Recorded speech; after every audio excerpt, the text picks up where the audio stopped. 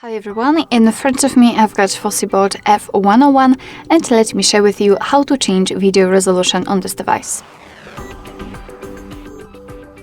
So let's start with opening the camera app, and currently we are in the standard photo mode. So first of all we have to switch to the video one. Let's tap on the video, which is right next to it, and if you can see this red color inside the shutter button, it means that for sure you're on the video mode. Now we can take a look at this option bar at the top, and on the second position from the left we've got the resolution. So let's simply tap on it, and that was a misclick. Tap on it, and as you can see here we've got 4 different resolutions.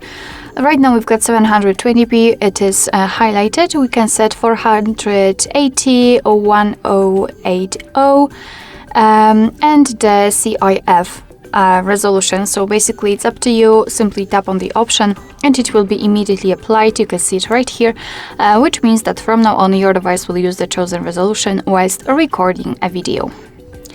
Alright, so that will be all. Thank you so much for watching. I hope that this video was helpful, and if it was, please hit the subscribe button and leave the thumbs up.